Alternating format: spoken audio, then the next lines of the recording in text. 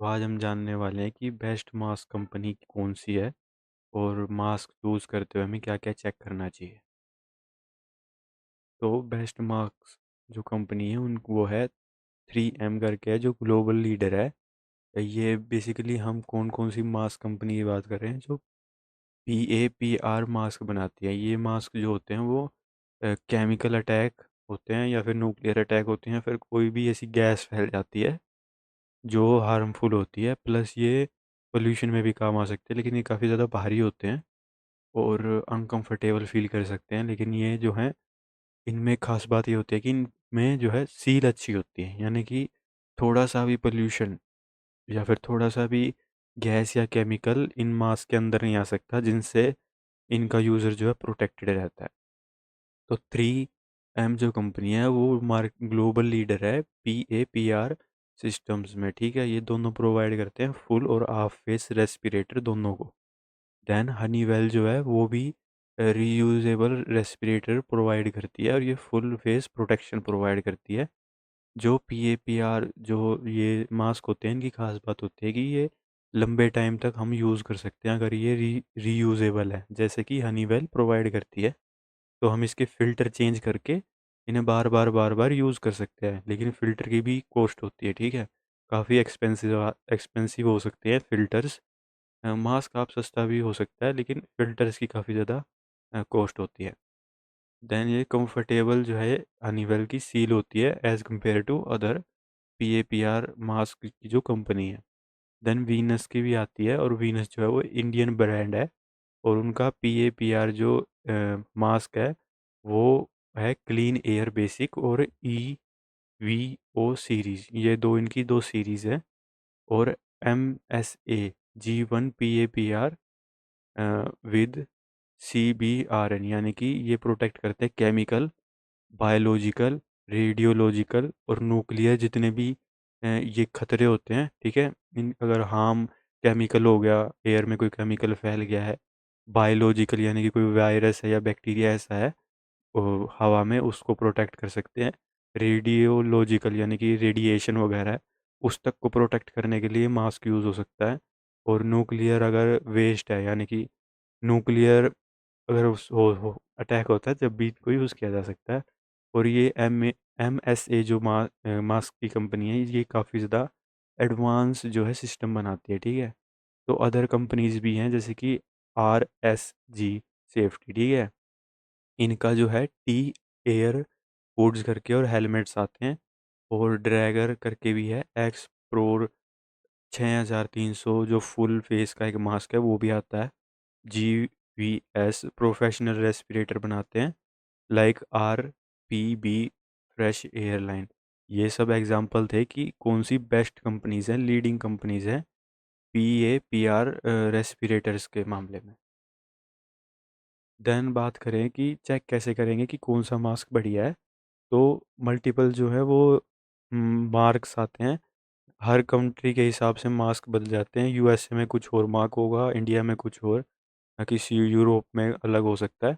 तो इंडिया का जो है वो है ISI मार्क होता है, ठीक है, हर मास्क के ऊपर।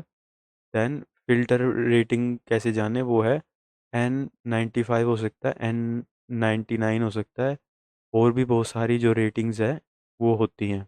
लेकिन ये जो है N95 और N99, ये बेसिकली PAPR मास्क नहीं है। ये कुछ और मटेरियल के बने होते हैं, ठीक है? ये PAPR से कम कह सकते हैं कि प्रोटेक्शन करते हैं। देन फिट टेस्ट आपको खुद ही करके देखना चाहिए और वॉल प्लेसमेंट कैसी है वो डिज़ाइन पे निर्भर करता है। और सील की क्वालिटी कैसी है, जैसे कि मैंने हनीवेल की बताया था, तो सील की क्वालिटी काफ़ी अच्छी है। तो हर कंपनी के कुछ एडवांटेजेस हैं, कुछ कुछ डिसएडवांटेजेस हैं, ठीक है? कुछ एडवांस रेस्पिरेटर बनाती हैं, कुछ की सील अच्छी है, कुछ का डिज़ाइन अच्छा है। तो अगर रीयूजेबल PAPR मास्क है तो वो काफ़ी अच्छा होता है, ठीक है? जैसे कि हनीवेल का। तो हमेशा जो है टॉप क्वालिटी के प्रोडक्ट्स ही बाय करने चाहिए अगर आप अच्छे से पॉल्यूशन से या फिर किसी और तरीके की हवा में कंटेमिनेशन है उससे बचना चाहते हैं तो। वरना तो कोई भी मास्क चल जाएगा। N95 या फिर N99 भी कोई सस्ते मास्क नहीं है, वो भी ढंग से प्रोटेक्ट कर देते हैं। अगर फिटिंग अच्छे से है। बेसिकली इनमें क्या होता है कि सील अच्छी होनी चाहिए मास्क की, जब ही मास्क का फ़ायदा है। लोग कपड़े के मास्क यूज़ करते हैं या फिर कोई और मास्क यूज़ करते हैं, वो बिल्कुल वाहियात होते हैं, ज़ीरो प्रोटेक्शन देते हैं। तो या तो PAPR मास्क यूज़ करें या फिर N95 या फिर N99 जैसे मास्क यूज़ करने चाहिए।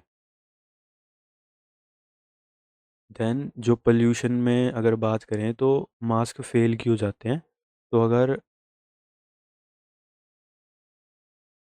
मेन बात करें तो वो फिज़िकल एक्टिविटी के लिए नहीं बने होते, जैसे कि क्लॉथ मास्क हो गया या फिर सर्जिकल मास्क हो गया। वो फिज़िकल एक्टिविटी करने के लिए नहीं बने।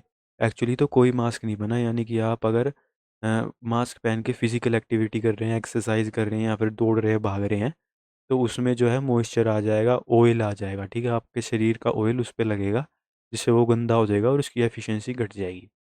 देन जो पार्टिकल्स हैं, मॉइस्चर हैं, ऑयल जो मैंने बताया, ऑयल के हो सकता है ऑयल लग जाए, ह्यूमन की स्किन से भी निकलता है। और जो हैपा फ़िल्टर या फिर इलेक्ट्रॉनिक जो फ़िल्टर्स होते हैं उनको, इलेक्ट्रोस्टैटिक जो फ़िल्टर होते हैं उनको कहीं न कहीं ख़राब कर देता है, ठीक है? और हैपा फ़िल्टर एक बार लगा होता है किसी मार्क्स में या फिर एयर प्योरीफायर में जनरली लगा होता है, तो वो डैमेज कर सकता है, ठीक है? मॉइस्चर भी डैमेज कर सकता है उनको, ऑयल भी, ठीक है? और अगर हम उसको धो लेते हैं जब भी, हैपा फ़िल्टर का कोई फ़ायदा नहीं रहता। एक बार आपने धो दिया तो उसकी एफिशिएंसी ख़त्म है, ठीक है? उसका कोई फ़ायदा नहीं है, वो कचरा है। देन क्लॉथ मास्क की बात करें तो एक तो इनमें सील भी अच्छी नहीं होती, सिर्फ सस्ते होते हैं, चीप होते हैं, ठीक है? और इसमें काफ़ी ज़्यादा लीक होते हैं जिनमें से एयर आ जाती है। और PM2.5 के मामले में ये घंटा कुछ नहीं कर सकते, वायरसेस के मामले में कुछ भी नहीं कर सकते। और ये अगर आपने इनको धो दिया, एक बार वॉश कर लिया, तो ये किसी काम के नहीं है, ठीक है? और धोने के बाद इनमें बैक्टीरिया भी पनपने लगता है, जो फ़ायदा करने की जगह नुकसान कर देता है। सर्जिकल मास्क का भी यही है, अगर ये यूज़ एंड थ्रो मास्क होते हैं। आपको एक बार मास्क को यूज़ करना है और फेंक देना है, ठीक है? ये जो हैं मेडिकल में यूज़ होते हैं, यानी कि बैक्टीरिया वायरसेस से बचाने के लिए। पॉल्यूशन से इनका कोई लेना देना नहीं होता, ना ही किसी और तरीके का ये रोक सकते हैं कंटेमिनेशन को। ये सिर्फ बैक्टीरिया और वायरसेस को ही रोकने के लिए होते हैं। देन N95, N99, PP, तो FFPO, FFP3 मार्क्स जो होते हैं, वो गुड फिल्ट्रेशन देते हैं। साथ में इनकी सील भी क्लॉथ से और सर्जिकल मास्क से काफ़ी ज़्यादा बेटर होती है। लेकिन जितनी अच्छी सील और जितना मोटा कपड़ा आप इस्तेमाल करेंगे, उतनी ज़्यादा आपको सांस लेने में दिक्कत होगी। और अगर आपको लॉन्ग टर्म भी यूज़ करना है, ठीक है? ऐसा तो है नहीं आज पोल्यूशन है कल नहीं होगा, तो ये काफ़ी ज़्यादा एक्सपेंसिव पड़ सकते हैं, आपको रोज़ खरीदने पड़ेंगे, ठीक है? रोज़ रोज़ आपको यूज़ करना है तो उसके हिसाब से काफ़ी ज़्यादा एक्सपेंसिव पड़ जाते हैं। और PAPR मास्क का तो छोड़ना ही नहीं है, ये सिर्फ अमीरों के लिए है, ठीक है? तो या तो आप अमीर हों या फिर आप मतलब पोल्यूशन से और किसी भी और कंटेमिनेशन से नहीं बच सकते लॉन्ग टर्म में। और PAPR मार्क्स जो हैं वो बैटरी पावर होते हैं, यानी कि बैटरी का यूज़ करते हैं, बल्की होते हैं, हैवी होते हैं। और आप सर पे पहन रहे हैं तो काफ़ी अनकंफर्टेबल भी फील कर सकते हैं लॉन्ग टर्म में। और हॉट और जब अगर गर्म इन्वायरमेंट है, ठीक है? मान लो समर का सीज़न है, तो इंडिया में तो 50 से ऊपर चला जाता है डिग्री सेल्सियस। तो बिल्कुल अगर आप एक हेलमेट भी पहन के रखेंगे तो भी आपको सफोकेशन होगी, अनकंफर्टेबल फील करेंगे, पसीना निकलेगा। और पसीना मैंने पहले ही बताया था ऑयल होता है, वो मास्क को बिल्कुल ख़त्म ख़त्म कर देगा। तो जो है ए, हर मास्क में जो है कार्बन डाइऑक्साइड बिल्डअप हो जाती है, यानी कि थोड़ी देर बाद जो है मास्क में जो है कार्बन डाइऑक्साइड बिल्डअप हो जाती है। लेकिन PAPR मास्क में थोड़ी सी कम होती है, क्योंकि वो बैटरी पावर होता है और उसमें फ़ैन होता है, तो वो बाहर निकाल देता है गैसेस को। लेकिन क्लॉथ मास्क हो गया, सर्जिकल मास्क हो गया, और जितने भी N95, N99 जितने भी ये मास्क मैंने बताए हैं, इनमें बनती है। और आपको हो सकता है आप बेहोश भी हो जाएं अगर आप ज़बरदस्ती करते हैं तो। लेकिन PAPR मार्क्स में ऐसा नहीं होता, क्योंकि बैटरी पावर है, बाहर गैसेस को निकाल देगा, आपको सफोकेशन नहीं फील होगी। हैवी हो सकता है, ठीक है? हैवी होगा ये मास्क, लेकिन सफोकेशन कभी भी फील नहीं होगी। ऑयल आ सकता है, पसीना आ सकता है, उससे दिक्कत हो सकती है, ठीक है? मॉइस्चर और हीट से। तो बेस्ट जो मार्क्स है वो PAPR मार्क्स ही है, ठीक है?